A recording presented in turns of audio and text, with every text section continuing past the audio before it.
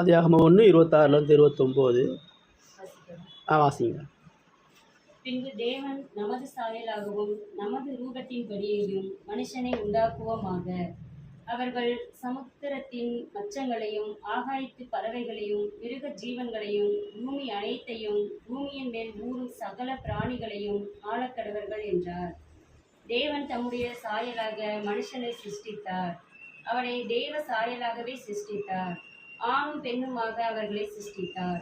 பின்பு தேவன் அவர்களை நோக்கி, நீங்கள் பலுகி பெருகி பூமியை நிரப்பி அதை கீழ்ப்படுத்தி சமுத்திரத்தின் மச்சங்களையும் ஆகாயத்து பறவைகளையும் பூமியின் மேல் நடமாடுகிற சகல ஜீவ ஜந்துக்களையும் ஆண்டு கொள்ளுங்கள் என்று சொல்லி தேவன் அவர்களை ஆசீர்வதித்தார். இந்த வார்த்தைகளை சிந்திக்கலாம். பரிசுத்த தேவரே, இந்த மகிமை பொருந்திய வேத வார்த்தைகள் மால் எழுதி கொடுக்கப்பட்டிருக்கிறது. இந்த மனிதனும் தனது சுய புத்தியினாலும் ஞானத்தினாலும் இந்த வேதத்தை அறிந்து கொள்ள முடியாது. ஆவியானவர் ஆவிக்குரிய காரியங்களை எங்களுக்கு விளக்கப்படுத்தாவிட்டால் நாங்கள் கூடியது பேசியது எல்லாம் வீணாய் போகும். இப்பொழுதும் ஒரு கிருபைகளை நாங்கள் நாடி இருக்கிறோம். கேட்கக்கூடிய வார்த்தைகள் மனித வார்த்தைகளாக இல்லாமல் பரிசுத்த ஆவியானவர் உமது குமாரனாய் இயேசுவை குறித்தும் எங்களுடைய பாவ நிலையை குறித்தும் அவர் எங்களுக்கு சம்பாதித்திருக்கிற ரட்சிப்பின் மகிமைகளை குறித்தும் நாங்கள் அறிந்து கொள்ள உதவி செய்யும். 2-3 பேர் உமது நாமத்தினாலே கூடியிருக்கும் பொழுதெல்லாம் நீர் எங்களோடு இடைபடுகிற தேவன் என்பதை நாங்கள் விசுவாசித்திருக்கிறோம். தொடர்ந்து எங்கள் அக்கிரமங்களை மன்னித்து எங்கள் இடத்திலே கிருபையாக இறங்கும் உமது வார்த்தையை நாங்கள் பயத்தோடு நடுக்கத்தோடு கேட்க உதவி செய்யும். ஜெப விண்ணப்பங்களை ஆண்டவராகிய இயேசு கிறிஸ்துவின் நாமத்தில் கேட்டு ஜெபிக்கிறோம் பிதாவே, ஆமென். இந்த வாரத்திலிருந்து ஆதாமை குறித்து பார்க்க போகிறோம். தொடர்ந்து பழைய ஏற்பாட்டில் ஒவ்வொரு விசுவாச நபர்களையாக பார்க்க போகிறோம். அவர்களுக்கும் இயேசுவுக்கும் என்ன தொடர்பு நம்ம பார்க்க போகிறோம். சரிங்களா? இப்போ ஆதாமை பிரதானமாக நீங்கள் பார்க்கும் பொழுது இந்த 1ஆம் அதிகாரத்தில் நம்ம வாசித்த இந்த வசனத்தில் தான் ஆதாமினுடைய முதல் விஷயத்தை ஆண்டவர் சொல்கிறார். இப்போ ஆதாமை ஏன் படைத்தார், ஆதாமுக்கு என்ன வேலை கொடுத்தார், நீ 1ஆம் அதிகாரத்தில் கம்ப்ளீட்டாக பார்க்கும் பொழுது அவர் ஆதாமை படைச்சிட்டு ஆதாமுக்கு வேண்டியதை படைக்கணும். முதல் ஆதாமுக்கு வேண்டியதை படைச்சிட்டு தான் கடைசியாக ஆதாமை படைக்கிறார். கடைசி படைப்பாக 6ஆவது நாள் ஆண்டவர் ஆதாமை படைக்கிறார். இப்போ ஏன் அப்படி படைக்கிறார்? எல்லா படைப்பும் ஒன்று தொடர்புடையது. முதல் நாளில் அவர் வானத்தையும் பூமியையும் படைத்து ஆகாய விரிவை உண்டு பண்ணுறார் அப்படின்னு சொன்னால் அது ஆதாமுக்காக, ஆதாமினுடைய நன்மைக்காக, ஆதாம் மீது கொண்டு இருந்த அன்புக்காக, மனுஷனுக்காண்டி தான் உலகத்துடைய எல்லா படைப்பும். இப்போ 2ஆவது நாள் ஆண்டவர் தண்ணி படைக்கிறாரு. அது மனுஷனுக்கு முக்கியமாக தேவை, எல்லா படைப்புக்கும் தேவை. இப்போ 3ஆவது நாள் பார்க்கும்பொழுது ஆண்டவர் புல் பூண்டுகளை படைக்கிறாரு. அவனுக்கு ஆகாரம் அவசியம் சொல்லி விதை தடக்கூடிய எல்லா செடி மரங்களையும் படைக்கிறார். இப்போ 4ஆவது நாள் பார்க்கும்பொழுது ஆண்டவர் சூரியன் சந்திரன் நட்சத்திரங்களை படைக்கிறார். அவன் காலத்தை நினைவு கூறணும், காலத்தை நினைவு கூறணும். அவனுக்கு இரவு தேவை, பகல் தேவை, அவனுக்கு தூக்கம் தேவை. இது எல்லாத்தையும் மைண்ட் வச்சு தான் ஆண்டவர் படைக்கிறார். இப்போ எல்லா படைப்பையும் நீங்கள் கவனமாக 1ஆம் அதிகாரம் ஃபுல்லாக வாசித்து பார்த்தீங்கன்னா ஆதாமை சிந்தையில் வச்சு அவர் படைக்கிறது நீங்கள் பார்க்கணும். திரும்ப 5ஆவது நாள் பார்க்கும் பொழுது சமுத்திரத்து மீன்களையும் ஆகாயத்து பறவைகளையும் படைக்கிறார். அதுவும் மனுஷனுக்காக, அவனுடைய நன்மைக்காக படைக்கிறார். 6ஆவது நாள் இறுதியாக காட்டு மிருகங்கள், நாட்டு மிருகங்கள் அதோடு சேர்ந்து மனுஷனை அவர் படைக்கிறார். சரிங்களா? இப்போ இறுதியாக அவர் மனுஷனை படைக்கும் பொழுது மற்ற படைப்புகள் போல் படைக்கல, வித்தியாசமாக படைக்கிறார். அது நமக்கு தெளிவாக 26ஆம் வசனம் நமக்கு ரொம்ப தெளிவாக சொல்லுது. அவர் பின்பு தேவன் நமது சாயலாக நமது ரூபத்தின்படி மனுஷனை உண்டாக்குவோமாக அப்படின்றார். இப்போ என்ன அவருடைய சாயல்னா என்னத்தை அது சொல்ல வருது? அவருடைய ரூபம் என்ன ஆகுதுன்னா அவருடைய குணாதிசயத்தின்படி, அவரை போல, அவருடைய தன்மையை போல், அவருடைய அன்பு, பரிசுத்தம், உண்மை, இது எல்லாத்தையும் வச்சு தான் படைக்கிறார். இப்போ படைச்சிட்டு அதில் முதல் வேலையாக அவனுக்கு அங்கே என்ன சொல்கிறாரு, ஏன் படைச்சிட்டுன்னு சொல்லிட்டு, அவர்கள் சமுத்திரத்தின் மச்சங்களையும் ஆகாயத்து பறவைகளையும் மிருக ஜீவன்களையும் பூமி அனைத்தையும் பூமியின் மேல் சகல பிராணிகளையும் ஆழக்கடவர்கள்ன்ற வார்த்தை ரொம்ப முக்கியமான வார்த்தை. இப்போ இதுக்கு தான் படைக்கிறார்.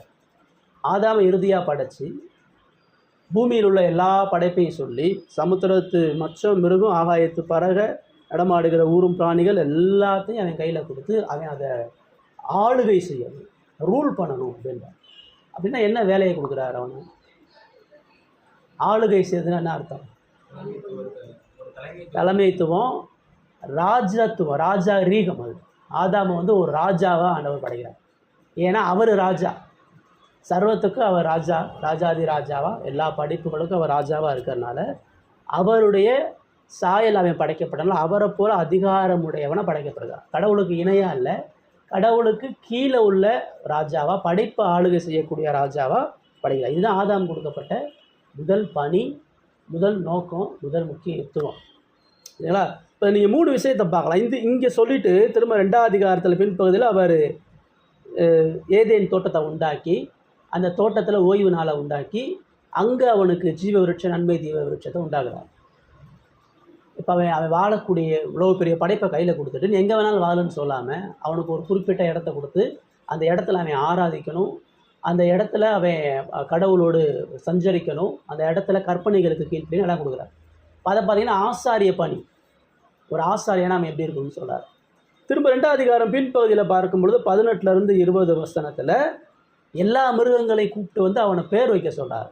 இப்போ தான் ஆதாம் முத பேசுகிறான். வாயை திறந்து எல்லா மிருகங்களுக்கும் அவன் பேர் வைக்கிறான். அவனுக்கு வாழ்க்கை துணையை ஏற்படுத்தி கொடுக்குறான்.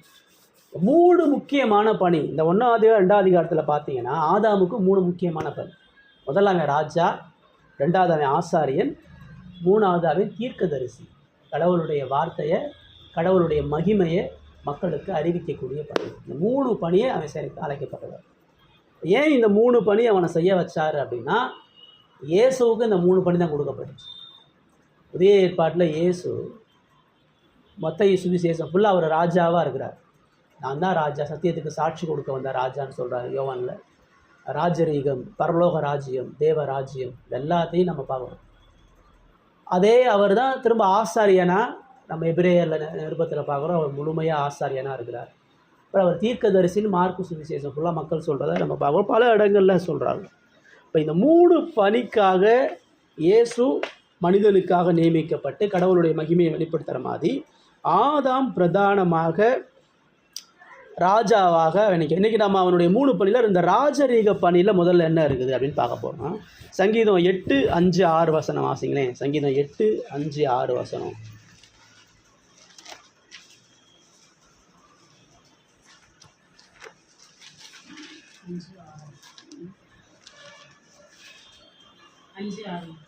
நாலு 4-6 சங்கீதம் 8:4-6. மனுஷனை நீர் நினைக்கிறதற்கும் மனுஷகுமாரனை நீர் விசாரிக்கிறதற்கும் அவன் எம்மாத்திரம் என்கிறேன். நீர் அவனை தேவ தூதரென்னும் சற்று சிறியவனாக்கினீர். மகிமையினாலும் கனத்தினாலும் அவனை முடிசூட்டினீர். உம்முடைய கரத்தின் கிரியைகளின் மேல் நீர் அவனுக்கு ஆளுகை தந்து சகலத்தையும் அவனுடைய பாதங்களுக்கு கீழ்ப்படுத்தினீர். பார்த்தீங்களா? இப்போ இந்த வசனம் தெளிவாக சொல்லுது. இப்போ பைபிளில் ஒரு இடத்துல ஒரு வசனம் நமக்கு, இப்போ அங்கே அவன் ராஜாவா இல்லைங்க, அவனை சும்மா ஒரு வேலைக்காரனாக தான் வச்சார், அவனை சும்மா எல்லாத்தையும் படைப்பை பாதுகாக்க சொன்னார், அங்கே ராஜா ஆளுகன்ற வார்த்தைலாம் இல்லைன்னு சொன்னால், இப்போ 8ஆம் சங்கீதம் ரொம்ப தெளிவாக சொல்லுது. அவன் ராஜாவாக தான் இருந்தான்னு ரொம்ப தெளிவாக சொல்லுது. அது சொல்லுது 3ஆம் வசனத்தில் பார்க்குறோம், உம்முடைய விரல்களின் கிரியையாகி உம்முடைய வானங்களையும் நீ ஸ்தாபித்த சந்திரையும் நட்சத்திரங்களையும் பார்க்க. இவ்வளோ பெரிய பிரம்மாண்டமான சந்திரன், சூரிய, நட்சத்திரம் இவ்வளோ பெருசாக படைச்சிட்டு மகிமையையும் கனத்தையும் மனிதனுக்கு தான் கொடுத்துருக்கிறார். அதான் சொல்கிறார், மனிதனை நினைக்கிறதற்கு மனுஷகுமாரனை விசாரிக்கிறதுக்கான எம்மாத்திரம். இந்த இவ்வளோ பெரிய பிரம்மாண்டமான படைப்புகளுக்கு முன்பாக மனுஷன் ஒரு சாதாரண ஒரு ஆள், அவன் தேவதூதரை காட்டிலும் சிறியவனாக தான் இருந்தான். ஆனாலும் மனிதனை தான் கடவுள் மகிமையினாலும் கனத்தினாலும் முடிசூட்டினீர். யாருக்கு முடிசூட்டுவாங்க? ராஜாவுக்கு தான் முடிசூட்டுவாங்க. கிரீடத்தை ராஜாவுக்கு தான் வைப்பாங்க. அப்படி சொல்லிட்டு அவர் சொல்கிறார், உம்முடைய கரத்தின் கிரியைகளின் மேல் நீர் அவனுக்கு ஆளுகை தந்து சகலத்தையும் அவனுடைய பாதங்களுக்கு கீழ்ப்படுத்தினீர். திரும்ப 7:8 ஆடு மாடு காட்டு மிருகம் ஆகாயத்து பறவை சமுத்திர மச்சம் சஞ்சரிக்கக்கூடிய எல்லாத்தையும் அவனுடைய பாதங்களுக்கு கீழ்ப்படுத்தினீர் அப்படின்னு சொல்கிறார். அப்போ மனிதனை முதலாவது ஆதாம் ராஜா. இப்போ ராஜாவுக்கு என்ன வேலை? ஒரு ஊரில் ஒரு ராஜா ஒரு நாட்டில் இருக்காருன்னா என்ன வேலை செய்வார்?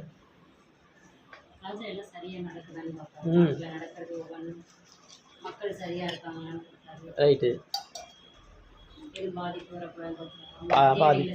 தேவைகளை சந்திப்பார், எதிரிகள்கிட்ட இருந்து பாதுகாத்துக்குவார். ராஜான்னு சொல்லும்பொழுது பைபிள் 4 விஷயத்தை சொல்லும். முதல்ல ஆளுகை, அதிகாரத்தை செலுத்துவது. மக்களுக்கு யார் யாருக்கு என்னென்ன வேலை, ராஜாவுக்கு கீழே எத்தனை மந்திரிமார், எத்தனை அரண்மனை வேலைக்காரன், தேசத்தில் எத்தனை மக்களுக்கு சாப்பாடு கொடுக்கணும், எத்தனை மக்களுக்கு தண்ணி கொடுக்கணும், ஸோ மக்களை செயல்பட வைக்கிறவன், மக்களுக்கு வேலைகளை பிரித்து கொடுக்குறவன், அதுதான் ஆளுகை. அடுத்து பாதுகாப்பு. அவனை இந்த முழு படைப்பையும் நீ இஷ்டத்துக்கு ஆண்டுகள்லாம் சொல்லலை. அவனை நீ கொடுக்கப்பட்ட படைப்பை அழியாமல் பாதுகாக்கணும். உன்னோட ஒரு மிருகம் இன்னொரு மிருகத்தோட சண்டை போட்டுறக்கூடாது. எந்த படைப்பும் இன்னொரு படைப்பை அழிச்சிடக்கூடாது. எந்த படைப்பும் கடவுளுடைய வார்த்தையை மீறி செயல்பட்டுறக்கூடாது. இது பறவையாக இருக்கலாம், மிருகங்களாக இருக்கலாம், சந்திரன் சூரியனாக இருக்கலாம், எல்லாத்தையும் அவன் பாதுகாத்து அழிக்க விடாமல் இருக்கணும். 3வது அவன் பராமரிக்கணும். பாதுகாக்கனா வெளியிலேருந்து அழி வந்துடக்கூடாது. 3வது தன்னைத்தானே எதுவும் அழிச்சிடாமல் பராமரிக்கணும். தேவைகளை சந்திக்கணும்.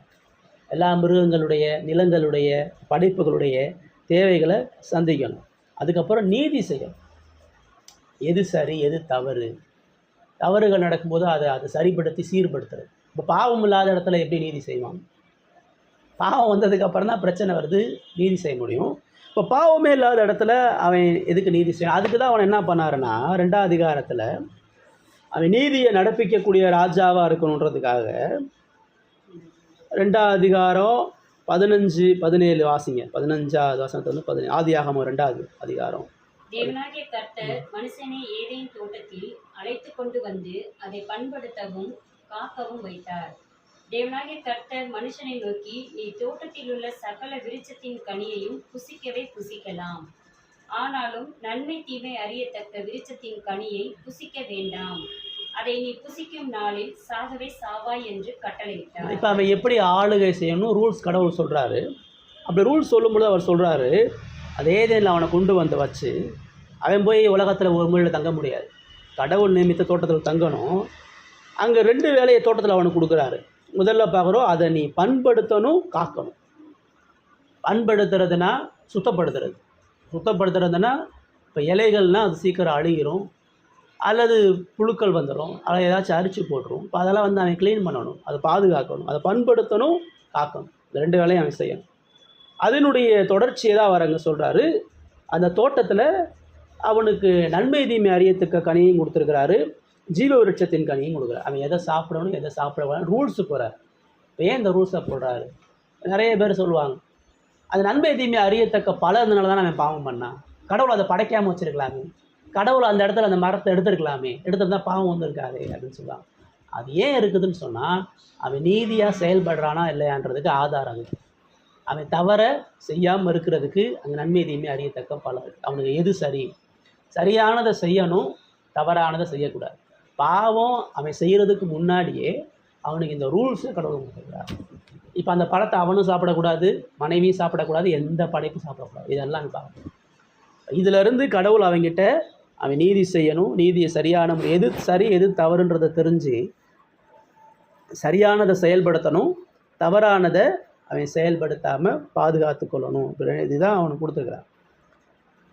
ஆதாம் கையில் கடவுள் கொடுக்கப்பட்ட பொறுப்பு, அவனை எவ்வளோ பெரிய ராஜாவை வச்சுருக்காருன்னு சொன்னால், அவனை மாதிரி உலகத்தில் எந்த ராஜாவும் கிடையாது. இந்த முழு உலகத்தை ஆண்ட பேரரசுகள்லாம் இருக்கிறாங்க. ஆனால் அந்த பேரரசுகள் எல்லாம் முழு உலகத்தையும் ஆளலை, ஒரு பெரும்பான்மையான உலகத்தை ஆண்டான். இப்போ சாலமோன் இருக்கும் பொழுது அவன் எல்லா இடத்துலையும் புகழ் பெற்றான்னு சொல்லப்படும். அப்படி உலகம் முழுவதையும் அவன் ஆளல். அலெக்சாண்டர் த கிரேட், வரலாற்றில் நிறைய ராஜாக்கள்லாம் இருந்தாங்க. அவங்களாம் முழு உலகத்தையும் ஆள முயற்சி பண்ணாங்க, ஆனால் தோத்துட்டாங்க.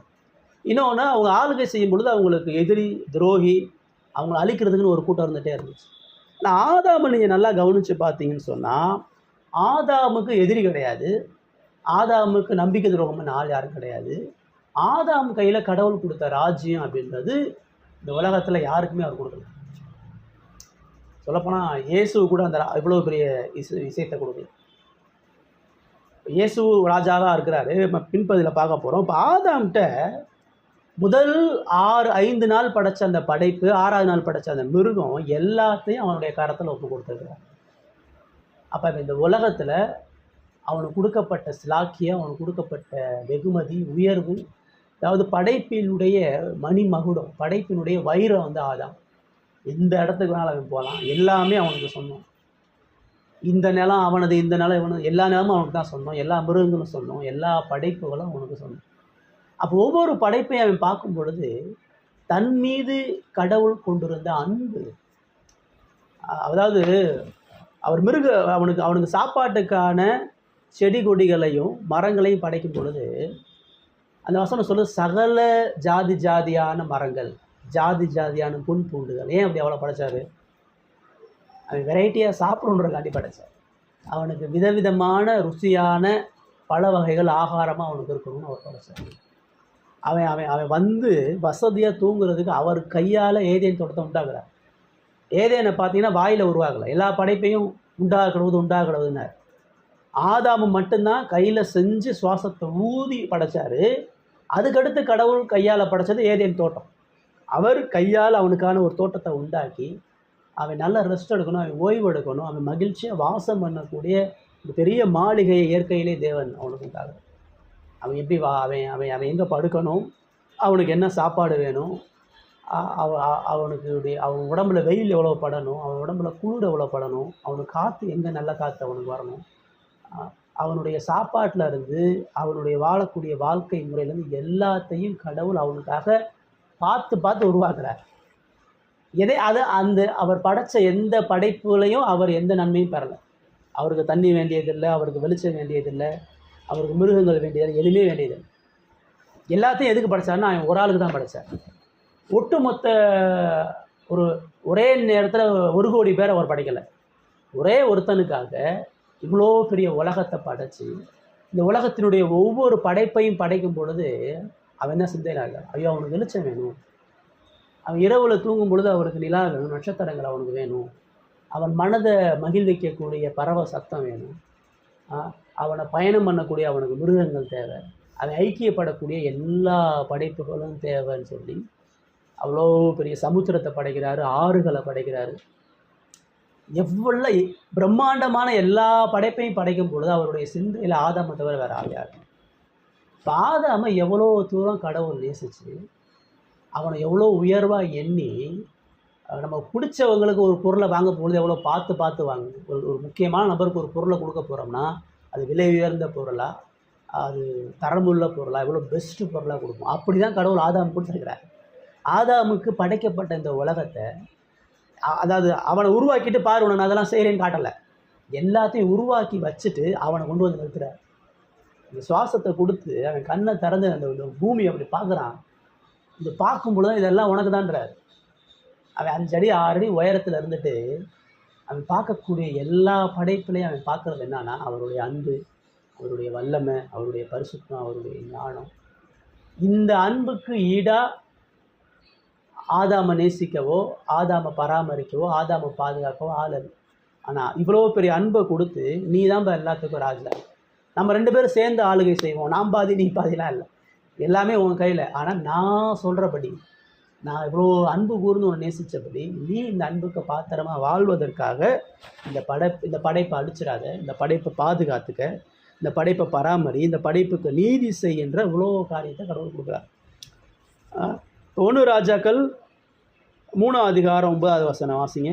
சாலமோனுடைய 1 ராஜாக்கள் 3ஆம் அதிகாரம் 9வது வசனம்.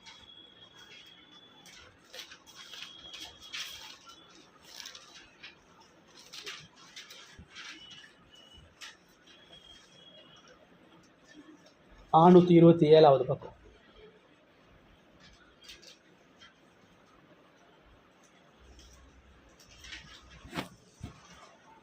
வாசிங்க. 427 1 ராஜாக்கள் 3ஆவது அதிகாரம் 9வது வசனம்.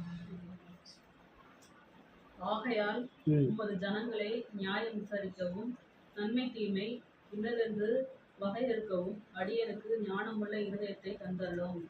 ஏராளமாய் இருக்கிற இந்த உமது ஜனங்களை நியாயம் விசாரிக்க யாராலே ஆகும் என்றான். சாலமோனை தேவன் ராஜாவை ஆக்கும் பொழுது சாலமோன் ஆண்டவர்கிட்ட சொல்லக்கூடிய ஜெபத்தில் ஒன்று தான், இந்த ஜனங்களை நியாயம் விசாரிக்கவும் நன்மை தீமை என்னதென்று வகையறுக்கவும் அடியேனுக்கு ஞானமுள்ள இருதயத்தை தந்தரலும். ஒவ்வொரு ராஜாவுடைய விண்ணப்பம் தான், ஞானமாக இதை நான் வழிநடத்துறேன். இதுக்கு தான் அவர் நன்மை தீமை அறியத்தக்க தோட்டத்தை உண்டாக்குனார். அவன் நல்லதை செய்யணும், படைப்பை அவன் பாதுகாக்க, அவனுக்கு கொடுத்த அந்த அன்பை, அவனுக்கு கொடுத்த அந்த நேசத்தை இந்த எல்லா படைப்புக்கும் அவன் காட்டணும். கடவுள் அவனுக்கு காண்பித்திருக்கக்கூடிய இரக்கம் எல்லாத்தையும் காட்டணுன்றதுக்காக தான் கடவுள் அந்த கட்டளைகளையும் அந்த பிரமாணங்களையும் அவனுக்கு கொடுத்தார். ஒவ்வொரு நாளும் அந்த ஏதேனில் அவன் வசிக்கும் பொழுது, சாப்பிடும் பொழுது, வேலை செய்யும் பொழுது, ஒவ்வொரு சூரியன் போகும் பொழுது, நட்சத்திரங்களை பார்க்கும் பொழுது அவனுக்கு என்ன தெரியுது, அவன் அது ஏதாவது என்ன பார்க்குறான். அதாவது எல்லா படைப்பையும் ஒப்பிட்டு பார்க்குறான். அவன் சூரியனை போல இல்லை, அவன் சந்திரனை போல இல்லை, அவன் மலைகளை போல் அல்ல, அவன் கடலை போல் அல்ல. இது எல்லாம் பிரம்மாண்டமான, ஆனால் அவன் சாதாரண ஒரு சுவாசம் விடக்கூடிய ஒரு 6 அடி உயரமுள்ள மனுஷன். ஒட்டகச்சிவிங்க பார்க்குறான், யானையை பார்க்குறான், சிங்கத்தை பார்க்குறான். இந்த எந்த படைப்புக்கும் கொடுக்கப்படாத அதிகாரம், இந்த எந்த படைப்புக்கும் காட்டப்படாத அன்பு, இந்த எந்த படைப்புக்கும் கொடுக்கப்படாத அவ்வளோ பெரிய ஸ்லாக்கியத்தை எனக்கு கொடுத்துருக்கிறார். இந்த பொருளை பார்க்கும் பொழுது, நம்ம ஒரு ப்ரெசன்ட் பண்ண ஒரு பொருளை பார்க்கும்பொழுது கொடுத்தவங்களுடைய முகம் ஞாபகம். அந்த மாதிரி கடவுளுடைய படைப்பை அவன் பார்க்கும் பொழுது அவருடைய அன்பை தான் அவன் ருசி பார்க்குறான். இவ்வளோ பெரிய மேன்மையான காரியங்களை கடவுள் அவனுக்கு கொடுக்கும் பொழுது அந்த ராஜரீக பதவியை அவன் எப்படி செஞ்சான்? அதில் உண்மையாக இருந்தானா? அந்த அன்புக்கு பாத்திரமாக வாழ்ந்தானா? கடவுள் அவனுக்கு கொடுத்துருக்கக்கூடிய அதை எல்லாத்தையும் அவன் 3ஆம் அதிகாரத்தில் மீறி போனதை பார்க்கும். இப்போ ஆதாம் வந்து ஒரு சாதாரண மனுஷன், அவன் ஒரு இன்னோசன்ட்டு, அவன் ஒன்றும் தெரியாதவன்னு நினச்சிடாதீங்க. ஆதாமை போல் பூரண ஞானம் உள்ளவன் கிடையாது. அவன் பாவமே இல்லாத பூரண ஞானத்தோடு படைக்கப்பட்டான். சொல்லப்போனால் இயேசு மனிதனாக இருக்கும் பொழுது அவருக்கு எவ்வளோ ஞான புத்தி இருந்ததோ அதே அளவுக்கு அவனுக்கு ஞானம் புத்தி இருந்தது. அவன் மகிமையினாலும் கனத்தினாலும் முடிசூழப்பட்டான். கடவுளை குறித்த உங்களுக்கு எனக்கு பாவம் இருக்கிறனால தான் கடவுளை குறித்த அறிவு கம்மியாக இருக்குது. கடவுளை குறித்து நம்ம சிந்திக்கக்கூடிய காரியம்லாம் கடலில் ஒரு துளி கூட இல்லை. நம்ம எவ்வளோ தான் பைபிள் படித்தாலும், எவ்வளோ தான் கடவுளுடைய காரியங்களை சிந்தித்தாலும், அவருடைய பரிசுத்தமோ நீதியோ அன்போ குணாதிசயமோ எதையுமே நம்ம பாவ கரைகள்லேருந்து பார்க்கறனால நம்மளால் சரியாக பார்க்க முடியுது. பாவ இருதயத்தோடு இருந்து கடவுளை பார்க்கறனால அது சரியாக நமக்கு தெரிய மாட்டேங்குது.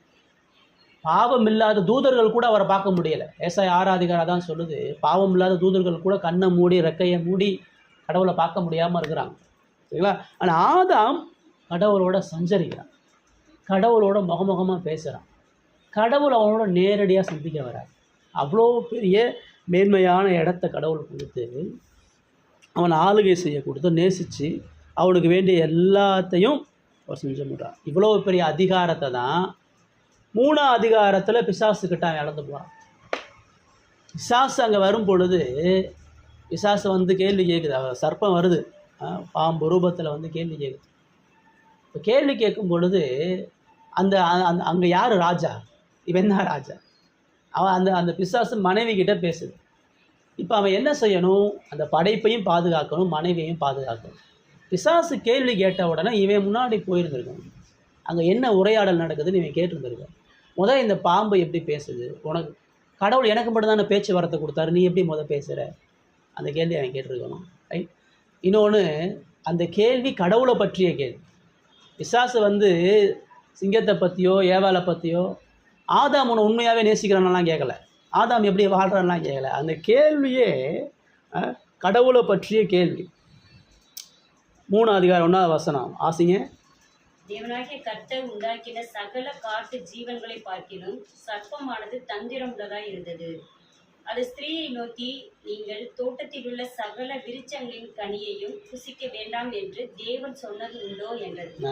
இதில் ரொம்ப முக்கியமான வார்த்தை என்ன வார்த்தை? அந்த கேள்வியில் முக்கியமான வார்த்தை என்ன வார்த்தை? சகல விருட்சங்களின் கனியையும் புசிக்க வேண்டாம்னு சொல்லி தேவன் சொன்னாராமன்ட்ட அப்படின்னு. தேவன் சொன்னாரா? அதான் முக்கியமான வார்த்தை. அந்த வார்த்தையில் தேவன் எடுத்துட்டிங்கன்னா ஒன்றுமே இல்லை. இதில் இருக்க எல்லா பழத்தையும் நீங்கள் சாப்பிடாமல் இருக்கீங்களா அப்படின்னு கேட்டால் அது ஒரு நார்மல் கேள்வி. இல்லைங்க நாங்கள் சாப்பிடல அப்படின்னு அவள் தன்னை பற்றி சொல்லிடுவாள். இல்லை இந்த பழங்களை தாண்டி வேறு ஏதாச்சும் சிறப்பான பழங்களை நீங்கள் சாப்பிட்றீங்களான்னு கேட்டாலும் அது எதுவுமே அவங்கள பாவத்துக்காக நடத்தாது. கேள்வி கடவுள் இதை சொன்னாரான்றதான் கேள்வி. கடவுள் எல்லாத்தையும் சாப்பிட கொடுத்துட்டாரா? அப்போ அங்கே பிரச்சனை பழங்கள் கிடையாது, கடவுள் பிரச்சனை. கடவுள் உனக்கு என்ன செஞ்சுருக்கிறார்? எல்லாத்தையும் கொடுத்துட்டாரு, எல்லாத்தையும் ஆளுகை பண்ணி கொடுத்தாரு நீ நினைக்கிறியா? எல்லாத்தையுமே கொடுத்துட்டாரு. கடவுள் எல்லாத்தையும் உனக்கு கொடுக்கல, உனக்கு தெரியுமா? அதான் அதில் அடங்கியிருக்கு. முதல் கேள்வி என்னன்னா, இவ்வளவு அன்பு, இவ்வளவு ஞானம், இவ்வளவு பரிசுத்தம், வல்லமையுள்ள கடவுளை தான் யாருன்றதை கொடுத்து அதை அனுபவிக்க வச்ச கடவுளுக்கு ஒரு அவக்கியத்தி வருது. கடவுளை குறை சொல்லக்கூடிய ஒரு படைப்பு வருது. கடவுளுடைய அன்புக்கு அந்த முதல் கேள்வியே கடவுளுடைய அன்பு உண்மையானது அல்லன்றதான் கேள்வி. கடவுள் போலியானவன்றதான் கேள்வி. நீ நினைக்கிற மாதிரிலாம் கடவுள் அவ்வளோ பெரிய ஆள்லாம் இல்லை. நீ நினைக்கிற மாதிரிலாம் கடவுள் உனக்கு எல்லாத்தையெல்லாம் கொடுக்கல. நீ நினைக்கிற மாதிரிலாம் கடவுளுடைய அன்பு இறக்குற உனக்குலாம் பெருசாக இல்லை. கடவுள் நயவஞ்சகர். அதான் முதல் கேள்வி. இப்போ இப்போ இப்போ யார் கொந்தளிச்சிருந்துருக்கணும்? ஆகும். ஏவாள் ஏவாள் காது கொடுத்து கேட்குறா. சொல்லப்போனால் ஏவாள் கேட்டிருந்துருக்கணும், ஏவாள் ஒன்றும் கேட்கல. அப்போ ஆதாம் முன்னாடி வந்திருக்கணும். எனக்கு இன்ன வரைக்கும் சுவாசத்தை கொடுத்து, இவ்வளோ பெரிய நன்மைகளை கொடுத்து, இவ்வளோ பெரிய அதிகாரத்தை கொடுத்து, தேவதூதர்களை விட எனக்கு கனத்தினாலும் மேன்மையாலும் முடிசூட்டு எல்லா படைப்புகளும் என்னை ராஜாவை வச்சுருக்காரு. அந்த ராஜாவை குறித்து நீ எப்படி கேள்வி கேட்குற? அவரை குறித்து எப்படி தப்பு சொல்கிற? அவருடைய அன்பை நீ எப்படி கேள்வி கேட்கலாம்? என்னுடைய சுவாசம் எல்லாம் அவருடைய கருத்தில் தான் இருக்குது. எல்லாத்தையும் அவர் எனக்கு கொடுத்துருக்கும் பொழுது நீ எப்படி சகலத்தையும் கொடுத்தாரான்ற கேள்விக்கு அது ஒரு டைரெக்டாக கடவுளுடைய மகிமையை கடவுளை இல்லாமல் ஆக்கக்கூடிய கேள்வி. ஆனால் அவன் கேட்கல. அப்போ அங்கே எங்கே தோற்று போனான்? தன்னுடைய ராஜரீக அதிகாரத்தை இழந்துட்டான். தன் நாட்டில் ஒரு எதிரி படை வந்து நிற்கிது, தான் மக்களை அழிப்பதற்காக ஆயுதத்தோடு வந்து நிற்கிறான். அவன் உட்காந்து வேடிக்கை பார்த்துட்டு இருக்கான். எங்கே நீ வெட்டு. ஏவாளை வந்து பிசாசு கையில் ஒப்பு கொடுத்துட்டான். முதல் கேள்வியிலையும் கொடுத்துட்டான். அவன் ஏவாளையும் காப்பாற்றலை, எதிரியாகிய பிசாசுட்டையும் சண்டை போடலை. தீமையை அனுமதிக்காதுன்னு அவர் சொல்கிறாரு. நீ தீமையை அனுமதிச்சானா செத்துருவேன். நன்மை தீமை அறியத்தக்க பணியை புசிக்காது. அது மரத்தில் மாத்திரம் இல்லை, எங்கே இருந்தாலும் எதெல்லாம் தீமையாக இருக்கோ அதை எல்லாத்தையும் அழிக்கணும். அந்த ஏதேனை பண்படுத்துறதுல இருக்கக்கூடிய தீமைகளை அழிக்கிற மாதிரி படைப்பில் பண்படுத்தக்கூடிய தீமைகளை அழைக்கணும். இப்போது ஏற்கனவே அவன் அதை அனுபவிச்சிருக்கிறான், அதை செஞ்சுருக்கிறான். இப்போ அங்கே ஒரு வேலை அவனுக்கு கொடுக்குறாரு. பிசாச தேவன் அனுமதிக்கிறார். பிசாச தேவன் அனுமதித்து இவனுடைய ராஜ மகிமையை செயல்படுத்தும்படியாக அனுமதிக்கிறார். எதிரி நாட்டு படம் உள்ளே வருதுன்னு சொன்னால் உன் பலம் என்ன, உன் ஞானம் என்ன, உன் ராஜாங்கன்றதை நிரூபிக்கணும்ல. ஆனால் எதிரி முன்னாடி என் கடவுளுக்கு துரோகம் பண்ணி நாங்கள் இனிமேல் உங்கள் அதிகாரத்துக்கு இருக்க மாட்டோம், நீங்கள் இனிமேல் எங்களுக்கு ராஜாதி ராஜாவாக இருக்க வேணாம், நான் இந்த ராஜாங்க பதவியை ஏன் இஷ்டப்படி வாழுவேன், நீங்கள் சொல்கிறபடி செய்ய மாட்டேன். அதுதான் அந்த முதல் கேள்விக்கு ஆதாமுடைய ரெஸ்பான்ஸ். அவன் அங்கே தான் இருக்கிறான், அவன் இன்னும் தூரத்துலாம் இல்லை. பிசாசு வந்து ஏவாள்கிட்ட பேசும்போது பக்கத்தில் உட்காந்து வேடிக்கை பார்த்துட்டு இருக்கிறான். ஒரு வார்த்தையும் அவன் பேசலை. திரும்ப ரெண்டாவது கேள்வியிலையும் கடவுள் அந்த பிசாசு கேட்கக்கூடிய எல்லா கேள்விகளையும் தேவனை மையப்படுத்தி, தேவனது மகிமையை மையப்படுத்தி, தேவனை ஒன்றும் இல்லாமல் ஆகிறதான் கேள்வி கேட்குறான். ஆனால் இந்த எல்லா கேள்விகளுக்கும் ஆதாம் செவி கொடுத்து தனது ராஜரீக மேன்மைகளையும் மகிமைகளையும் இழந்தான். தனது ராஜரீக பதவியை சுயநலத்துக்காண்டி பயன்படுத்த ஆசைப்பட்டான். இன்றைக்கி உள்ள அரசர்கள், இன்றைக்கி உள்ள அதிபர்கள் எல்லாமே அந்த பதவியை ஏன் அடையணும் ஆசைப்பட்றான்? ஆதாம் கொடுக்கப்பட்ட இந்த பதவி எல்லா மனிதனுக்கும் கொடுக்கப்பட்ட பதவி தான். ஏன்னா அவர் நீங்கள் பழுகி பெருகி ஆளக்கடவர்கள்ன்றார். இப்போ ஆதாம் ராஜாவாக இருக்கிறது போல் ஆதாமினுடைய சந்ததி முழுவதும் ராஜா. எங்கெங்கெல்லாம் மனுஷன் பறக்கிறானோ அங்கங்கெல்லாம் அவன் இந்த ராஜாங்க. ஒருவேளை ஆதாம் பாவம் செய்யாமல் இருந்தானா இந்த பொறுப்பு எல்லா மனிதனும் கொடுக்கப்படும். அப்போ எல்லா மனிதனும் தான் வீட்லையும் சமுதாயத்திலையும் தேசத்துலையும் மகிமை பொருந்திய ஒரு ராஜாவாக இருந்திருக்கும். ஆதாம் அதை மீறி ஜனங்களுக்கு கொடுக்க வேண்டிய அந்த ராஜாங்க பொறுப்பை கொடுக்காம அவன் சுயமாக பயன்படுத்தி அவன் முழுமையாக வீழ்ந்து போனான். அதனால் ஆதாமுக்குள்ள எல்லாருமே அடிமையாகிட்டோம். ராஜாவாக இருக்க வேண்டிய ஆதாம் பிசாசுக்கு அடிமையாகிட்டான், பாவத்துக்கு அடிமையாகிட்டான். அவன் மூலமாக பிறக்கக்கூடிய எல்லா மனிதர்களும் பாவத்துக்கு அடிமைகளாக இருக்கிறோம். ரைட்? இதுக்காக தான் இன்னொரு ராஜாவை தேவன் என்ன வாக்கு பண்ணார். ஆதியாகமம் 3:15 வாசிங்க. உனக்கும் ஸ்திரீக்கும் உன் வித்துக்கும் அவள் வித்துக்கும் பகை உண்டாக்குவேன். அவர் உன் தலையை நசுக்குவாள், நீ அவர் குதிங்காலை நசுக்குவாள் என்றார். ஏன் இதை சொல்கிறார்? இயேசுவை முன்னிறுத்தி முதல் வாக்கு தத்தங்க என்ன சொல்லப்படுகிறது? நீ ராஜாவை தோற்று போன, நீ ராஜாவை சண்டை போடலை, நீ ராஜாவை பாதுகாக்கலை, நீ ராஜாவா நீதி செய்யலை, இப்போ நான் ஒரு ராஜாவை ஏற்படுத்த போகிறேன். இந்த ஏவாள் மூலமாக ஒரு ஸ்ரீயின் வித்தாக ஒருத்தர் அனுப்ப போகிறேன். அவர் என்ன செய்ய போகிறாரு? பகை உண்டாக்குவார். எது உண்மை, எது பொய், எது நீதி, எது அநியாயம், எது துன்மார்க்கம், எது பரிசுத்தம், இந்த பகையை அவர் ஏற்படுத்துவார். எது கடவுளுக்கு பிரியமான வாழ்வு, எது பிசாசு எதிர்த்து வாழக்கூடிய வாழ்க்கை. ஐயா, நீ பிசாசு எதுக்கலை, நீ பகையை உண்டாக்கலை, நான் என்னுடைய ராஜாவை அனுப்ப போகிறேன், அந்த ராஜா பகையை உண்டாகும். அவர் என்ன செய்ய போகிறாரு? உன் தலையை என்ன செய்வார். ராஜாவுடைய வேலை தான். ராஜா எதிரி வரும்பொழுது எதிரியுடைய தலையை வெட்டணும், எதிரியை வாழ விடக்கூடாது. எதிரி வாழ்ந்தானா அவனுடைய ராஜ்யம் அழிஞ்சு போயிடும். ஆதாம் பிசாசு அந்த இடத்துல துரத்துருந்துருக்கணும், பிசாசு அழிச்சு போட்டுருந்துருக்கணும். அவனுக்குலாம் எல்லா வல்லமையும் இருந்துச்சு, எல்லா பலனும் இருந்துச்சு. ஆனால் அதை செய்யலை. இப்போ இயேசு அதை செய்ய போகிறான்றதான் வாக்குத்தத்தம். அவர் தலையை நசுக்குவார், நீ அவர் குதிங்காலை நசுக்குவார் பிசாசுக்கு சொல்கிறார். நீ அவருடைய ஜனங்களை அழிப்ப, நீ அவருடைய ஜனங்களை கொலை செய்வ, ஆனால் அவர் உன்னுடைய தலையை முற்றிலுமாக எடுத்து போடுவார் அப்படின்றத. அப்போ ஆதாமை ஏன் கடவுள் ராஜாவாக வச்சார்னு சொன்னால், இயேசுவை ராஜாவாக எடுத்து தனது ராஜ்யத்தை நிலைநிறுத்துறதுக்காக தான் வச்சார். ரோமர் 5ஆம் அதிகாரம் அதை நமக்கு இன்னும் தெளிவாக ஒப்பிட்டு சொல்லுது. ஆதாமுக்கும் இயேசுவுக்குமான ஒப்புமை என்னன்றதை ரோமர் 5ஆம் அதிகாரத்தில் நம்ம பார்க்கணும்.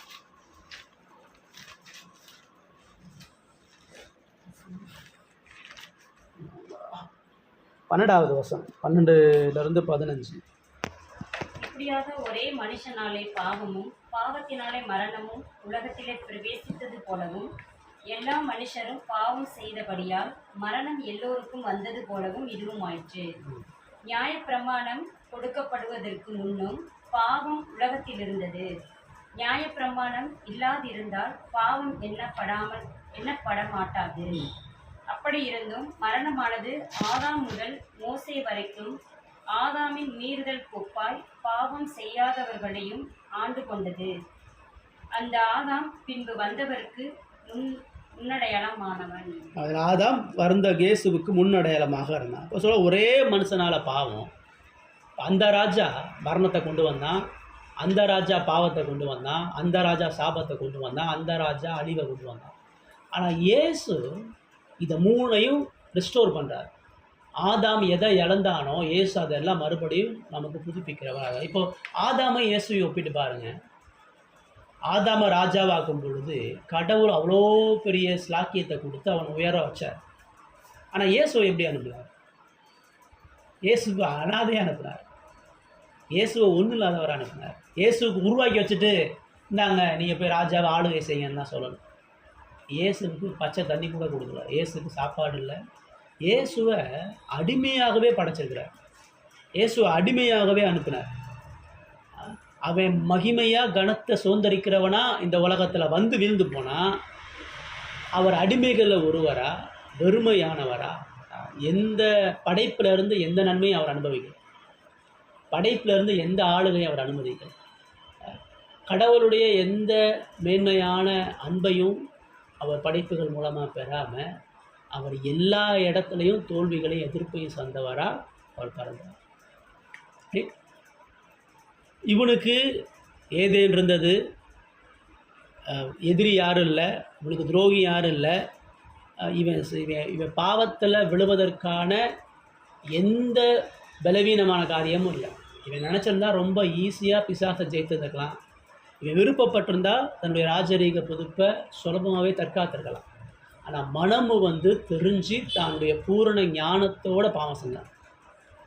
கடவுள் யாருன்னு தெரியும், அவருடைய மகிமை என்னன்னு தெரியும், அவருடைய அன்பு என்னன்னு தெரியும், அவரது ஆழமான இறக்கம் என்னன்னு தெரியும். அதெல்லாம் தெரிஞ்சு அவர் தேவையில்லை, எனக்கு பிசாசு தான் தேவை, எனக்கு பாவம் தான் தேவை, எனக்கு சுய விருப்பம் தான் தேவை. ஆனால் இயேசு வரும் பொழுது இயேசுக்கு எதுவுமே இல்லை. ஆனாலும் அவரிடத்தில் அதே பிசாசு வந்தான். ஆதாமு கொடுக்கப்பட்ட சோதனையை விட இயேசு கொடுக்கப்பட்ட சோதனை பயங்கரமாக. இயேசு பிசாசு எப்படி செய்கிறார்? அவர் 40 நாள் பசியில் இருக்கிறார், நல்லா சாப்பிட்டு இருக்கிறான், விதவிதமாக சாப்பிட்டு இருக்கிறான். அவர் சோதனைக்குள்ளான பல வழிகள், அவர் விழுவதற்கான எல்லா ஏதுக்களும் இருக்கக்கூடிய நிலையில் பிசாசு சோதிக்கிறார். அவர்கிட்ட எந்த விதமான ஆயுதமும் இல்லை, எந்த விதமான பாதுகாப்பு கருவியும் இல்லை. ஆதாமை போல எந்த விதமான சாக்கியம் இல்லாத பலவீனமான நிலையில் பிசாசை ஜெயித்தார். சுற்றி இருந்த உலகத்தை ஜெயித்தார், குடும்பத்தை ஜெயித்தார், தன்னுடைய சரீர காரியங்களையும் ஜெயித்தார். அவர் ராஜாவாக முழுமையாக ஆதாமுக்கு எதிர்ப்பதமாக இருந்து சத்தியத்துக்கு சாட்சி கொடுக்கிறவராக அவர் இருந்தார்ன்றதை வேதம் நமக்கு பல இடங்களில் சொல்லுது. எபிரேயர் 1ஆம் அதிகாரத்தில் உடைய ராஜரீக தன்மையை குறித்து எபிரேயர் சொல்கிறாரு. எபிரேயர் 1ஆம் அதிகாரத்தில்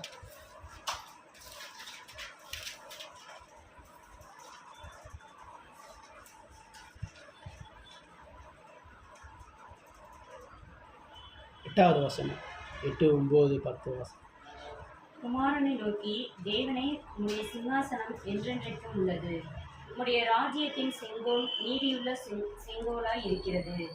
நீர் நீதியை விரும்பி அக்கிரமத்தை வெறுத்திருக்கிறீர். ஆதலால் தேவனே, உம்முடைய தேவன் உமது தோழரை பார்க்கிலும் உம்மை ஆழ்ந்த தைலத்தினால் அபிஷேகம் பண்ணினார் என்றும், கர்த்தாவே, நீர் ஆதியில் பூமியை அஸ்திபாரப்படுத்தினீர். வானங்கள் உம்முடைய கரத்தின் கிரியைகளாய் இருக்கிறது. அதே 12 வரை வாசிங்க. அவைகள் அழிந்து போகும், நீரோ நிலைத்திருப்பீர். அவைகள் எல்லாம் வத்திரம் போல மழையாய் போகும். ஒரு சால்வையைப் போல அவைகளை சுருட்டுவீர், அப்போது மாறிப்போம். நீரோ மாறாதவராய் இருக்கிறீர். உம்முடைய ஆண்டுகள் முடிந்து போவதில்லை இல்லை என்றும் சொல்லி இருக்கிறது சொல்றார். இப்போ இயேசுவினுடைய ராஜரிகத்தை சொல்லும் பொழுது அவருடைய சிங்காசனம் என்னென்றைக்கும் உள்ளது, ராஜ்யத்தின் செங்கோல் நீதியுள்ள செங்கோல். ஒரு இடத்துல நீதியை விட்டு கொடுக்கல, ஒரு இடத்துல பரிசுத்தத்தை விட்டு கொடுக்கல, என்றென்றைக்கும் ராஜாவாக இருக்கும்படியாக அவர் உட்கார்ந்தார். அதுக்காக அவர் பல விரை கிரயத்தை அவர் செஞ்சார். அவர் அக்கிரமத்தை வெறுத்தார். ஆனந்த தைலத்தினால பிதாவால் அபிஷேகம் பண்ணப்பட்டார். இவர் பூமியை அஸ்திபாரப்படுத்தி வானங்களுடைய கிரியைகள்லாம் உண்டாக்குன பொழுது வானம் பூமி இது எல்லாம் அழிஞ்சு போகும், சால்வையாக மாறி போகும். ஆனால் அவருடைய ஆண்டுகள் மாறாது. இப்போ பாருங்கள், ஆதாமுக்கு எல்லாமே இருக்குது. வானம் மாறல, பூமி மாறல, எல்லாம் அவனுக்கு ஆதரவாக இருக்குது. அவன் தான் ராஜ்யத்தை அழிச்சு போட்டான், தனது சிங்காசனத்தை அழிச்சு போட்டான். ஆனால் இயேசுவை பார்க்கும் பொழுது படைப்புகள் எல்லாமே அழிஞ்சு போனாலும் அவருடைய சிங்காசனம் உறுதியாக இருக்கும். வானம் அழிஞ்சாலும் பூமி அழிஞ்சாலும் எல்லா படைப்பும் மாறினாலும் எல்லா படைப்பும் வீழ்ந்து போனாலும் தேவன் கிறிஸ்துவினுடைய ராஜ்யத்தை நிலைநிறுத்துகிறவராக அவர் இருக்கிறார் அப்படின்றத பார்க்கணும். இப்போ இயேசு எப்படி ராஜாவாக தன்னை நிலைநிறுத்தி கொண்டார் அப்படின்னு பார்த்தா, அவர் ராஜாவாக நிலைநிறுத்துவதற்கு பெரிய விலைக்கரையை செய்ய வேண்டியதில்லை. அவர் பாவ மாம்சத்தில் பிறந்து பாவத்தை ஜெயிக்க வேண்டியதில்லை. இது ஆதாமுக்கு இல்லை. ஆதாமுக்கு பாவ மாம்சம் கிடையாது. ஆதாமுக்கு சோதனை செய்யக்கூடிய எந்த விஷயமும் அவனுக்கு உள்ளேருந்து இல்லை, வெளியே இருந்து இல்லை. ஆனால் இயேசுவுக்கு அவரை சோதிக்கக்கூடிய எல்லா சோதனையிலையும் மாம்சத்தில் இருந்தது, வெளியிலே இருந்தது. இவ்வளோ பெரிய சோதனைகள் மத்தியில் அவர் பலவீன நிலையிலிருந்து பாவத்தை ஜெயித்தவராக அவர் இருந்தார் அப்படின்றத நம்ம பிரதானமாக பார்க்குறோம். இப்போ இயேசுவினுடைய ராஜரீகம் என்பது அவர் நித்தியத்துக்கு ராஜாவாக தான் இருக்கிறாரு. அவர் நினச்சிருந்தா ரோம பேரரசுக்கு மகனாக இளவரசனாக பிறந்திருக்கலாம். மோசையை போல எகிப்தினுடைய இளவரசனாக பிறந்து தனது ஆட்சியை அவர் செஞ்சுருக்கலாம். அல்லது சுயமாகவே தனது தேவ வல்லமையை பயன்படுத்தி இந்த ஆட்சியை அவர் தன்னுடைய ராஜ்யத்தை கட்டியிருந்திருக்கலாம். ஆனால் பைபிள் நமக்கு என்ன சொல்லுதுன்னு சொன்னால், அவர் தேவத்துவத்தினுடைய பரிபூர்ணத்தை ஒதுக்கி வச்சுட்டு தான் வந்தார். கடவுளுக்கு இருக்கக்கூடிய எல்லா குணாதிசயங்களும் அவர் ஒதுக்கி வச்சுட்டு சாதாரண ஒரு ஏழை மனிதனை விட கீழான ஒரு நிலையில் பிறந்து, எந்த நிலையில் ஒரு மனுஷன் ராஜாவாக முடியாதோ, எந்த மனுஷன் ஒரு பாவத்தை ஜெயிக்க முடியாதோ, பிசாசை ஜெயிக்க முடியாதோ, உலகத்தை ஜெயிக்க முடியாதோ, அதிலிருந்து அவர் ஜெயித்தார். அதுக்கு அவர் என்ன தன்னை பண்ண வேண்டியது, தன்னை சாவதற்கும் தன்னை சுத்தரிப்பதற்கும் தனக்கான எந்த நன்மையும் தேடாதவராக இருக்க வேண்டியது. இப்போ ஆதாம் தான் சிங்காசனத்தை நிலைநிறுத்தினாதான் அவன் வாழ முடியும், அவன் குடும்பத்தோடு இருக்க முடியும், அவன் பாதுகாக்க முடியும், அவன் செஞ்சு ஆகணும். அது அவனுக்கு தேவை. அவன் பிசாசை ஜெயிச்சு ஆகணும், அது அவனுக்கு தேவை. ஆனால் இயேசுக்கு தேவையே இல்லை. இயேசுவுக்கு அவருடைய ராஜ்யம், அதாவது பாவிகளை ரட்சித்து குடிமக்களாக ஆற்றக்கூடிய அந்த ராஜ்யத்தில் அவருக்கு எந்த நன்மையும் கிடையாது. அவருக்கு அதில் எந்த மகிமையும் கிடையாது. அவருக்கு அதில் எந்த மேன்மையான செயலையும் கிடையாது. சொல்லப்போனால் அவருக்கு அது அவமானம், அவருக்கு அது வலி, அவருக்கு அது துக்கம், அவருக்கு அது காயம், அவருக்கு அது அநேக பாடுகளை கடந்து போகும். ஆனால் மனமு அந்த ஆதாம் விட்டு போன அந்த ராஜரீகத்தை அடைவதற்கு, தன் ஜீவனை இழப்பதற்கும் தான் உயிரை மாய்ப்பதற்கும் தயாராக இருக்கும். இப்போ ரட்சிக்கப்பட்ட உங்களுக்கு எனக்கு இதில் என்ன பாடத்தை நம்ம கற்றுக்கிறோம்னு சொன்னால், நம்ம இந்த 2 ராஜ்யத்துலேயுமே இருக்கிறோம்.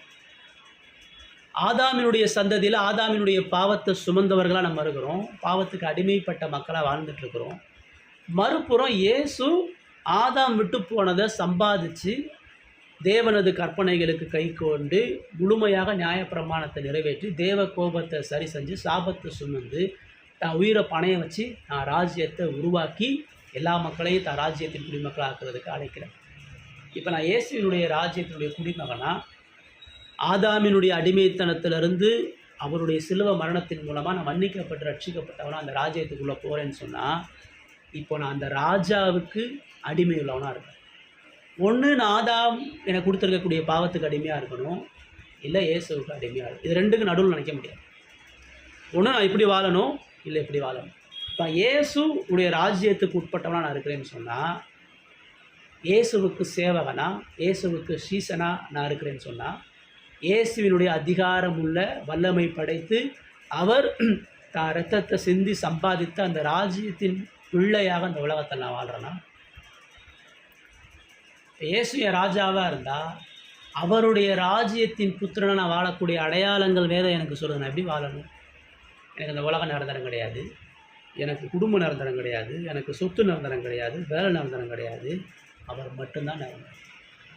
அப்போ நான் அவரை அறியணும், என் ராஜா யாருன்னு எனக்கு தெரியணும், என் ராஜாவுடைய வல்லமை என்னன்னு தெரியணும், என் ராஜாவுடைய பாதுகாப்பு என்னன்னு தெரியணும், என் ராஜாவுடைய பராமரிப்பு என்னன்னு தெரியணும். ஆதாமை நம்பி நம்ம போக முடியாது. ஆதாம் நம்மளை எப்பயுமே வீழ்ந்துருவான். ஆதாம் பலவீனமான மனுஷன். அதே மாதிரி இந்த உலகத்தில் இருக்கக்கூடிய நபர்களும் பொருட்களும் எல்லாமே பலவீனமான ராஜ்யத்தை கொண்டு இருக்கிறார்கள். நம்ம உயிர் வாழ்வதற்கு பிரதமர் இல்லை, முதலமைச்சர் இல்லை, ஆண்டவர் நம்முடைய ராஜ்யத்தின் தலைவராக இருக்கிறார். இந்த உலகத்தினுடைய ஒவ்வொரு ராஜ்யத்தில் உள்ள அதிகாரிகளும் மக்களுக்காண்டியாக வாழ்கிறான், மக்களுடைய பாதுகாப்புக்காண்டியாக இருக்கிறான், அவனுடைய பெருமை அவனுடைய சுயநலத்துக்காண்டிய ராஜாங்க பதவியில் இருக்கிறான். ஆனால் உங்களுக்காக எனக்காக இயேசு தன்னுடைய ராஜ சிங்காசனத்தில் எதுக்கு இருக்கிறார்? அவருக்காக இல்லை, உங்களையும் என்னையும் அவருடைய ராஜ்யத்தில் நித்தியமாக கொண்டு போய் சேர்ப்பதற்காக இருக்கிறார். அந்த ராஜா கைவிடவே முடியாது. அந்த ராஜா நம்ம எதிரிகள் கையில் ஒப்பு கொடுக்கவே மாட்டார். ஆதாம் ஏவால பிசாசு கையில் விட்டு போட்ட மாதிரி இயேசுவினுடைய ராஜ்யத்தில் வரக்கூடியவனை எந்த எதிரிகளையும் விட மாட்டார். பிசாசோ மாம்சமோ உலகமோ ஒரு விசுவாசியை ஒன்றுமே இந்த உலகத்தில் செய்ய முடியாது. ஒரு விசுவாசிக்கு எதிராக எந்த சக்தியும் இந்த உலகத்தில் செயல்படவே முடியாது. ஏன்னா அவர் சிங்காசனத்தின் ராஜாவை உட்கார்ந்து கொண்டு நம்மளை பார்த்துட்ருக்காரு, நம்மளை போஷிக்கிறாரு, நம்மளை அவருடைய சம்மதம் சொல்கிறாரு. யோவான் 14 அதிகாரத்தில் நான் போய் உங்களுக்கு ஒரு ஸ்தலத்தை ஆயத்தம் பண்ண போகிறேன். ஆதாம் ஏற்படுத்தின ஸ்தலம் சாபத்துக்குரியாக போயிடுச்சு, ஏதேன கடவுள் மூடிட்டார். நான் உங்களுக்கு போய் ஒரு ராஜ்யத்தினுடைய ஸ்தலத்தை ஆயத்தம் பண்ண போகிறேன், நான் ஆயத்தம் பண்ணிட்டு உங்களை என்னோட வந்து கூட்டிய போகிறேன். இப்போ அதை எதிர்பார்த்தவங்க தான் இந்த உலகத்தில் நம்ம வாழ்கிறோம். அவருடைய மகிமையோட, அவருடைய அன்போட, அவருடைய மகத்துவத்தினுடைய உச்சத்துக்கு நம்மளை கொண்டு போய் வச்சிருக்கிறார். எபேசியர் 1 தான் சொல்கிறாரு, அவருடைய ராஜ்யத்துக்கு உட்பட்டு இருந்து நமக்கு அவர் என்ன செஞ்சுருக்கிறாருன்னு பைபிள் நமக்கு சொல்லும் பொழுது,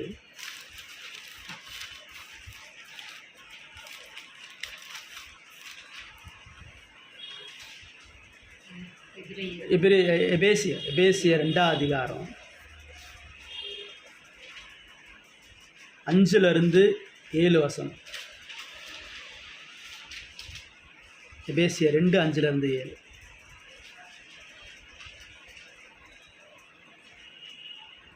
அக்கிரமங்களில் மறைத்தவர்களாய் இருந்த நம்மை கிறிஸ்துவுடனே கூட உயிர்ப்பித்தார்.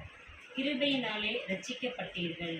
கிறிஸ்து இயேசுவுக்குள் அவர் நம்மிடத்தில் வைத்த தயவினாலே தம்முடைய கிருபையின் மகா மேன்மையான ஐஸ்வர்யத்தை வருங்காலங்களில் விளங்கச் செய்வதற்காக கிறிஸ்து இயேசுவுக்குள் நம்மை அவரோடு கூட எழுப்பி உன்னதங்களிலே அவரோடு கூட உட்காரவும் செய்தார். பாருங்க, அதான் தெளிவாக சொல்லுது. ஆதாமுக்குள்ள அக்கிரமத்தினாலும் மறுச்சவங்களால செத்துப்போன நம்ம இயேசு கிறிஸ்துவோடு கூட உயிர்ப்பித்தார். ஆவிக்குரிய உயிரை கொடுத்து கிருபையினால் நம்ம ரட்சித்தார். நம்ம செஞ்ச வாழ்க்கை, நம்ம செய்யக்கூடிய சடங்குனால இல்லை, இயேசு கிறிஸ்துவுக்குள்ள நம்மிடத்தில் வைத்த தயவுனால அந்த கிருபையினுடைய ஆழத்தை புரிந்து கொள்ளும்படியாக, மகா மேன்மையான அந்த கிருபைனா என்னன்னு புரிந்து கொள்வதற்காக இயேசு கிறிஸ்துவுக்குள்ளாக நம்மை அவரோடே கூட எழுப்பி, அவர் எழுந்த மாதிரி நம்மளை எழுப்பி உன்னதங்களில் அவரோடே கூட உட்காரவும் செய்தார். செய்ய போகிறார்னு சொல்லலை, செய்தார்னு சொல்லுது. செஞ்சு முடிச்சிட்டார். நம்மளை அவர் இருக்கக்கூடிய பிதாவினுடைய வலது பாரசத்தில் நம்மளை பக்கத்தில் கொண்டு வந்து உட்கார வச்சிருக்கிறார் அப்படின்னு சொல்லி. எந்த தேவ தூதர்கள் ரெக்கைகளை மூடி பார்க்க மாட்டோம்னு சொன்னாங்களோ, யார் பார்ப்பதற்கு நடுங்கி போனாங்களோ அந்த இடத்துல கொண்டு வந்து நம்ம நிறுத்திருக்கிறார். நம்ம நிறைய நேரம் அதை உணர்றதே இல்லை. நம்ம நினைக்கிறோம் இந்த உலகத்தில் எப்படியே சாதாரண மனுஷனாக வாழ்ந்து இயக்கக்கூடிய நன்மைகளை அனுபவிச்சு எப்படியே செத்து போயிடும் நினைக்கிறோம். ஆனால் இயேசு நம்மளை இந்த உலகத்தை நல்லா வாழ்கிறதுக்காண்டி வைக்கலை. இந்த உலகத்துலேயே சந்தோஷமாக இருந்து வாழ்ந்த அப்புறமா என்கிட்ட பரலோகம்னு சொல்லலை. இந்த உலகத்தில் உனக்கு சிலுவை இருக்குது, பாடு இருக்குது, கஷ்டம் இருக்குது, இது எதிரி நாட்டில் போய் நான் சந்தோஷமாக வாழ முடியுமா? என் நாட்டை விட்டு இன்னொரு நாட்டில் நான் இருக்கிறேன். இன்னொரு நாட்டில் இருந்தானா எனக்கு எப்பயுமே பயம் உண்டு, அடி உண்டு, வருத்தம் உண்டு, சஞ்சலம் உண்டு, சிலுவை உண்டு. அப்படி இல்லாமல் நான் கம்ஃபர்டபுளாக இருக்கேன்னு சொன்னால் நான் எதிரியோடு சேர்ந்துருக்கேன்னு அர்த்தம். அப்போ நான் எதிரி நாட்டில் இருக்கிறதே என் நாட்டுக்கான உரிமைக்காக சண்டை போகிறதுக்கு தான் இருக்குது. இப்போ கடவுளே நமக்கு ரட்சிப்பு கொடுத்து இந்த உலகத்தில் வச்சுருக்கிறாரு. ரட்சிக்கப்பட்ட உடனே நம்மளே பரலோகத்தில் எடுத்துக்கொள்ளலன்னு சொன்னால் இந்த அழிந்திருக்கக்கூடிய உலகத்துக்கு அந்த அழியாத ராஜ்யத்தை சொல்கிற ராஜா யார்? நீ நம்புகிற ராஜா இன்றைக்கி மாறுவான். அவன் 5 வருஷம்தான். அவன் இன்றைக்கி போயிட்டு நாளைக்கு ஒன்றும் இல்லாமல் போயிடுவான். அவன் யாரும் உன்னை காப்பாற்ற மாட்டான். உன்னை காப்பாற்றுறதுக்கு ஒரே ஒரு ராஜா, நித்திய ராஜா, ஒரு மகிமையான ராஜாவாக இருக்குது. அந்த ராஜா தான் உண்மையாக அன்பு கூற முடியும், நேசிக்க முடியும், பாதுகாக்க முடியும், நீதி செய்ய முடியும், இந்த உன்னதங்களில் கொண்டு போய் உட்கார முடியுன்றதை அறிவிப்பதற்காக தான் நம்ம இந்த உலகத்தில் வச்சுருக்கோம். அப்படி நம்ம இந்த உலகத்தில் வாழும் பொழுது தான் இந்த உலகத்தில் எதிர்ப்பு வந்தாலும், பாடுகள் வந்தாலும், உபத்திரவம் வந்தாலும், என் ஊர் இது கிடையாது, நான் இங்கே சொந்தமானவன் இல்லை, எங்கள் அப்பா எங்கேயோ இருக்கிறாரு, என் ஊர் எங்கேயோ இருக்குது, என் ராஜ்யம் எங்கேயோ இருக்குது, அங்கே நான் இருக்கணுன்றதுக்காக தான் எனக்கு இதெல்லாம் நடக்குதுன்றதை நம்ம புரிய முடியும். இப்போ நம்முடைய இருதயம் எப்பயுமே உன்னதத்தில் இருக்கக்கூடிய இயேசுவை நோக்கி பார்க்கும் பொழுது மட்டும்தான் இந்த உலகத்தில் சமாதானமாக, நம்பிக்கையாக. கடந்த வாரம் அந்த லாசருவை பார்த்தோம். அவன் தரித்திரனா, பருக்கள் நிறைந்தவனா, சாகும் பொழுது நம்பிக்கையோடு எப்படி சத்தானா, அவனுக்கு ஒரு உலகம் இருக்குது, அவனுக்கு ஒரு கூட்டம் இருக்குது, அவனுக்கு ஒரு குடும்பம் இருக்குது, அவனை மகிமையாக எண்ணக்கூடிய ஒரு ஆள் இருக்கிறாங்கன்ற நம்பிக்கை தான் வாழ. இந்த நம்பிக்கை தான் நம்ம இருக்கணும். இந்த உலகத்தில் வாழும்பொழுது இயேசுவினுடைய ராஜ்யத்துக்கு உட்பட்டிருக்கிறேன், இயேசு என் ராஜான்னு சொன்னால் இந்த உலகத்தில் எனக்கு நடக்கக்கூடிய காரியங்களை வச்சு இயேசு ராஜா கிடையாது. ஆஹா, என்னை கஷ்டம் இல்லாமல் வச்சுட்டாரு, என் கடனை அடிச்சிட்டாரு, என் வியாதியை போக்கிட்டாரு, நல்ல உயரத்துக்காக இயேசு உண்மையான ராஜா. நம்ம அப்படி சொல்லலை. அதுக்காக அவர் வரவும் இல்லை, அதுக்காக அவர் நமக்கு வாழ்க்கையை கொடுக்கவும் இல்லை. அவர் சொல்கிறாரு, இதெல்லாம் அஞ்ஞானிகள் நாடி தேடுறான்றார். அறிவில்லாதவனுக்கே நான் கொடுக்குறேன், உனக்கு கொடுக்க மாட்டேன்னா? உன்னை நான் பாதுகாக்கிறேன், உன்னை நான் நேசிக்கிறேன், உன்னை அன்பு கொடுக்குறேன், அதெல்லாம் உனக்கு வேண்டிய எல்லாத்தையும் நீ கேட்கல. வேலை, குடும்பம், மனைவி, பிள்ளை, வசதி, இது எல்லாம் கடவுள் கேட்கலையோ நம்ம பாடு கொடுத்துக்கிட்டே இருப்பார். நம்மளை எங்கே வைக்கணும், யாரோட ஐக்கியப்படுத்தணும், எங்கே உயர்த்தணும், இதெல்லாம் கடவுள் வச்சுருக்கார். வாழ்க்கையை அவரை நோக்கி பார்க்கும் பொழுது, அவரை படிக்கும் பொழுது, அவரை தேடும் பொழுது, அவரை அறிவதற்கு நேரத்தையும் காலத்தையும் செலவு செய்யும் பொழுது நமக்கு வேண்டிய எல்லாத்தையும் சர்வசாதாரணமாக செஞ்சு கொடுத்துருக்கார். நம்மளை அங்கே தான் அழைக்கிறார். அப்போ தான் நமக்கு இந்த உலகத்தில் என்ன நடந்தாலும் என் ராஜா அங்கே இருக்கிறாரு, என் தகப்பன் அங்கே இருக்கிறாரு, என்னை பாதுகாக்கக்கூடிய நபர் அங்கே இருக்கிறாருன்ற பார்வை. லைஃப் லாங்காக அங்கே வாழ போகிறோம். லைஃப் லாங்காக மனரம்யமாக சந்தோஷமாக வாழ போகிறோம். இந்த உலகத்தில் இருக்கக்கூடிய கலையில் நான் போட்டேன், நீ கோர்ஸ் எத்தனை பேர் பார்த்தீங்கன்னு தெரியாது. இந்த உலகத்தில் எவ்வளவோ சந்தோஷத்துக்குரிய காரியங்களாக இருக்குது, எவ்வளவோ மகிழ்ச்சி தரக்கூடிய காரியங்களாக இருக்குது. ஒரு டூர் போனால் அந்த ஊரை குறித்து மகிழ்ச்சி அடைகிறோம், ஒரு நல்ல சாப்பாடு கிடச்சா மகிழ்ச்சி அடைகிறோம், ஒரு நல்ல மனிதர்களை பார்த்தா மகிழ்ச்சி அடைகிறோம்.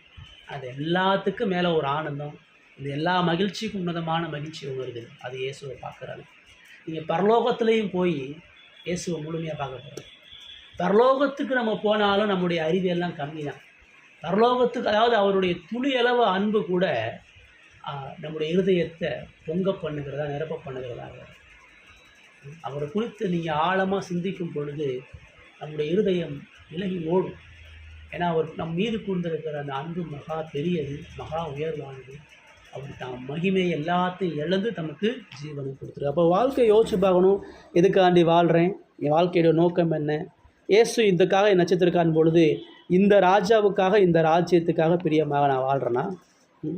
ஒருவேளை இதெல்லாம் நம்ம வாழாமல் இன்னமும் இந்த உலகத்துக்குரிய காரியங்களை உட்காந்து யோசிச்சுட்டு இருந்தோம்னு சொன்னால், ஆண்டவர்கிட்ட மனம் திரும்பி, ஆண்டவரே என்னுடைய இருதயத்தை மாற்றி ஒரு மகிமையான உங்கள் ராஜ்யத்தின் பிள்ளையாக நான் இருக்கிறேன், அதற்கு பாத்திரமாக என் வாழ்க்கையை மாற்றுங்கன்னு கேட்போம். ஆண்டவர் இப்படிப்பட்ட மேன்மையான காரியங்கள் நம்முடைய வாழ்க்கை